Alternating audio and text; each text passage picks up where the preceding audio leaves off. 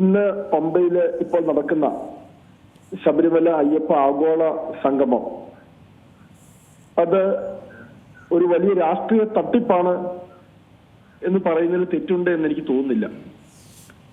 കാരണം ഇതിനു മുൻപുള്ള വർഷങ്ങളിൽ 2016 പിണറായി വിജയൻ സർക്കാർ അധികാരത്തിൽ വന്നതിന് ശേഷം ഇപ്പോൾ 9 വർഷം പിന്നിടുക. ഈ 9 വർഷം ഇവര് ശബരിമലയ്ക്ക് വേണ്ടി എന്ത് ചെയ്തു? ഇവര് ശബരിമലയുടെ വികസനത്തിന് വേണ്ടി, ശബരിമലയിലെ കോടാനുകോടി ഭക്തരുടെ വികാരങ്ങൾ അത് ഭദ്രമാക്കുന്നതിന് വേണ്ടി, സംരക്ഷിക്കുന്നതിന് വേണ്ടിയുള്ള നിലപാടുകളായിരുന്നോ ഇവര് സ്വീകരിച്ചത്? കഴിഞ്ഞ 9 വർഷം ശബരിമലയുടെ നന്മ കാംക്ഷിച്ചുകൊണ്ട് ആത്മാർത്ഥമായ പ്രവർത്തനമായിരുന്നു സർക്കാർ നടത്തിയിരുന്നെങ്കിൽ ഇന്ന് കോൺഗ്രസ് ഉൾപ്പെടെയുള്ള പൊതുസമൂഹം, പ്രതിപക്ഷ പാർട്ടികൾ ഈ ഭക്തസംഗമത്തിനെതിരെ വിമർശനവുമായി അല്ലെങ്കിൽ പ്രതിഷേധവുമായി കടന്നു വരികയില്ലായിരുന്നു. അവിടെയാണ് ഈ സർക്കാരിന്റെ വഞ്ചന, ഇരട്ടത്താപ്പ്. 2018 നമുക്കറിയാം, അതൊന്നും പെട്ടെന്ന് ശബരിമല ഭക്തരുടെ ഹൃദയത്തിൽ നിന്നും ആയില്ല.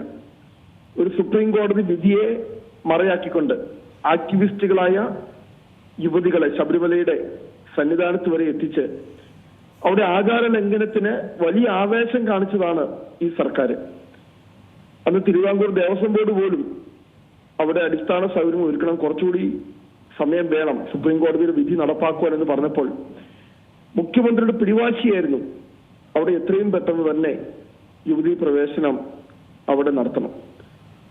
കേരളത്തിലെ പൊതുസമൂഹം ഒന്നടങ്കം പറഞ്ഞു. കേരളത്തിലെ പ്രധാനപ്പെട്ട മത, സാമുദായിക, ജാതി, രാഷ്ട്രീയ സംഘടനകളെല്ലാം പറഞ്ഞു കേരള സർക്കാർ അവിടെ റിവിഷൻ പെറ്റീഷന് പോകണം സുപ്രീം കോടതി വിധിക്കെതിരെ. പക്ഷേ കേരള സർക്കാർ പോയില്ല എന്ന് മാത്രമല്ല, വളരെ തിടുക്കപ്പെട്ട് ആ വിധി നടപ്പാക്കി. അവിടെ കോടാനുകോടി ശബരിമല ഭക്തരുടെ ഹൃദയത്തിൽ ഒരിക്കലും മറക്കാനാവാത്ത വലിയ ഒരു മുറിവാണ് ഈ സർക്കാർ സമ്മാനിച്ചത്. സർക്കാരിന്റെ നിലപാടിൽ നിന്നും ഇതുവരെ അവർ മാറ്റിയിട്ടില്ല. ഇപ്പോൾ ഞാൻ ബഹുമാനപ്പെട്ട കേരള മുഖ്യമന്ത്രിയുടെ പ്രസംഗം കേൾക്കുകയായിരുന്നു. അദ്ദേഹം ഭഗവത്ഗീതയൊക്കെ ഉദ്ധരിച്ചുകൊണ്ട് ഭക്തിയെയും ഭക്തരെയും ഒക്കെ എത്ര ആവേശത്തോടുകൂടിയാണ് അദ്ദേഹം സംസാരിക്കുന്നത്. അപ്പോൾ അദ്ദേഹം ഇപ്പോൾ കാട്ടുന്ന ഈ വാചകങ്ങളിൽ എന്തെങ്കിലും ഒരു ആത്മാർത്ഥത ഉണ്ടെങ്കിൽ അദ്ദേഹം ഒന്നാമത് ചെയ്യേണ്ടത്, സുപ്രീം കോടതിയിൽ ഇപ്പോഴും ആ കേസ് അവസാനിച്ചിട്ടില്ല. ആ കേസ് ഇപ്പോൾ വിശാല ബെഞ്ചിന്റെ സുപ്രീം കോടതി വിട്ടിരിക്കുകയാണ്. പക്ഷെ ഇതുവരെ കേരള സർക്കാർ കൊടുത്ത സത്യവാങ്മൂലം 2018 സുപ്രീം കോടതി വിധിയിൽ വളരെ കൃത്യമായി പറഞ്ഞിട്ടുണ്ട്. കേരള സർക്കാരിന്റെ ടേൺ, അതായത് 2015 ഫെബ്രുവരി മാസം ഉമ്മൻചാണ്ടി സർക്കാർ ഒരു സത്യവാങ്മൂലം കൊടുത്തു. അതിൽ പറഞ്ഞത് യുവതീ പ്രവേശനം വേണ്ട, ആചാരങ്ങൾ ലംഘിക്കേണ്ട. അതിനെ മറികടന്നുകൊണ്ടാണ് 2016 നവംബർ മാസത്തില് പിണറായി വിജയൻ സർക്കാർ പുതിയ ഒരു അഫിഡവിറ്റ് കൊടുത്തു. അതിലാണ് അവിടെ യുവതീ പ്രവേശനം ആവാം എന്നൊരു നിലപാടെടുത്തത്. അത് സുപ്രീം കോടതി തന്നെ വളരെ വ്യക്തമായ വിധിയിൽ പറഞ്ഞിട്ടുണ്ട്.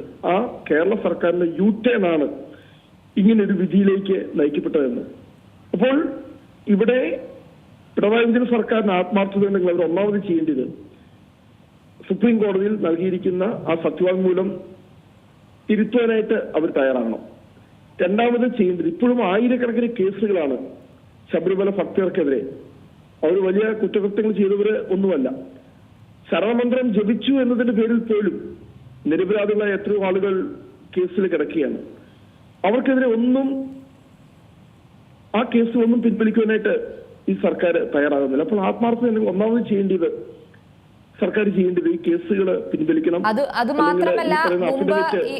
മാത്രമല്ല ഈ മുമ്പ് പമ്പാ തീരത്ത് രാമകഥ നടത്താൻ തീരുമാനിച്ചപ്പോൾ സംസ്ഥാന സർക്കാർ അത് പരിസ്ഥിതി നിയമം ചൂണ്ടിക്കാട്ടി വിലക്കിയിരുന്നു. അതേ സ്ഥലത്ത് തന്നെയാണ് ഇപ്പോൾ സർക്കാർ അത്രയധികം പ്രതിനിധികളെയും ആളുകളെയും എല്ലാം വിളിച്ചുകൂട്ടി ഇത്തരത്തിലൊരു സംഗമം നടത്തുന്നത്.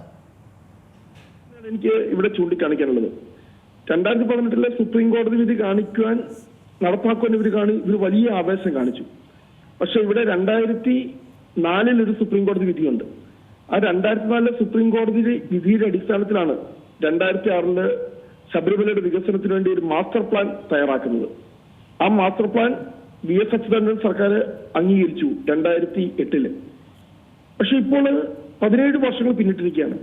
ആ മാസ്റ്റർ പ്ലാൻ നടപ്പാക്കാൻ വേണ്ടി എന്ത് ആത്മാർത്ഥതയുള്ള ശ്രമമാണ് ഈ സർക്കാർ നടപ്പാക്കിയിരിക്കുന്നത്. 2016 മുതൽ കഴിഞ്ഞ 9 വർഷം ശബരിമലയ്ക്ക് വേണ്ടി മാത്രം മാറ്റിവെച്ച തുകയൊന്ന് പരിശോധിക്കുക. ഇവര് പുറത്തു പറയുന്നു 1500 കോടിയോളം രൂപ ഞങ്ങൾ ശബരിമലയ്ക്ക് വേണ്ടി, ശബരിമലയുടെ വികസനത്തിന് വേണ്ടി ചെലവഴിച്ചു എന്ന്. പക്ഷെ ഇന്നലെ തന്നെ നിയമസഭയിൽ ബഹുമാനപ്പെട്ട ദേവസ്വം വകുപ്പ് മന്ത്രി VN വാസവൻ അദ്ദേഹം പറഞ്ഞത് 79 കോടി രൂപ മാത്രമാണ്, 255 കോടി രൂപ അലോട്ട് ചെയ്തു, ദേവസ്വം ബോർഡ് 155 കോടി രൂപ ആവശ്യപ്പെട്ടു, സർക്കാർ ആക്ച്വലി സ്പെൻഡ് ചെയ്തത് വെറും 79 കോടി രൂപ മാത്രമാണ്. വെറും നമ്മളതിന്റെ അത് മനസ്സിലാക്കണം.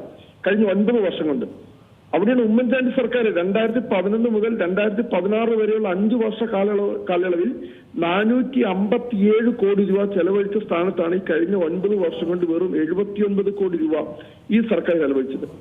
അതുപോലെ തന്നെ 2015 ഭാരത ദർശനം എന്ന പേരിൽ ടൂറിസം സർക്യൂട്ട് പിൽഗ്രിമേജ് പ്രോഗ്രാമിന്റെ ഭാഗമായി കേന്ദ്ര സർക്കാർ 100 കോടി രൂപ അനുവദിക്കുകയുണ്ടായി ശബരിമലയുടെ വികസനത്തിന് വേണ്ടി. അതിൽ 80 കോടി എന്ന് പറയുന്നത് സർക്കാർ ചെലവഴിക്കാതെ ലാപ്സായി പോയി. അപ്പോൾ അതുപോലെ തന്നെ 2023 ജൂൺ 5-ാം തീയതി അന്ന് ബഹുമാനപ്പെട്ട കേരള മുഖ്യമന്ത്രി പ്രഖ്യാപിച്ചതാണ് ശബരിമലയുടെ വികസനത്തിന് വേണ്ടി ഒരു ശബരിമല വികസന അതോറിറ്റി. പഴനി മാതൃകയിലൊക്കെ ഒരു ശബരിമല വികസന അതോറിറ്റി ഞങ്ങൾ രൂപീകരിക്കും. ഈ ഇതുവരെ ആ ശബരിമല വികസന അതോറിറ്റി രൂപീകരിച്ചിട്ടില്ല. അതുപോലെ സ്പെഷ്യൽ പർപ്പസ് വെഹിക്കിൾ രൂപീകരിക്കും. ഒന്നും നടന്നിട്ടില്ല, പ്രഖ്യാപനമല്ലാതെ.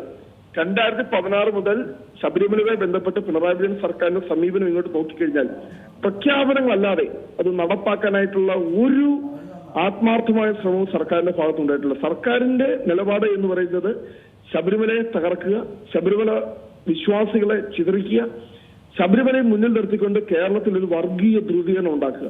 അതുതന്നെയായിരുന്നു ആ യുവതീ പ്രവേശന വിഷയത്തിന്റെ എല്ലാം പിന്നിലുള്ള സർക്കാരിന്റെ മുമ്പിലുള്ള ലക്ഷ്യം എന്ന് പറയുന്നത്. എനിക്ക് ഒരു കാര്യം കൂടെ ചൂണ്ടിക്കാണിക്കാനുണ്ട്. കനകദുർഗ അന്ന് അവിടെ സന്നിധാനത്ത് വന്ന ആക്ടിവിസ്റ്റുകളായിട്ടുള്ള ബിന്ദു അമ്മണിയും കനകദുർഗയും അവർ അതിനുശേഷം സെക്യൂരിറ്റി ആവശ്യപ്പെട്ടുകൊണ്ട്, പോലീസ് സെക്യൂരിറ്റി ആവശ്യപ്പെട്ടുകൊണ്ട് സുപ്രീം കോടതിയിൽ ഹർജി നൽകിയുണ്ടായി. ആ ഹർജിയില് കേരള സർക്കാർ അന്ന് പറഞ്ഞത് 54 യുവതികൾ ശബരിമലയിൽ പ്രവേശിക്കുകയുണ്ടായി എന്നാണ്.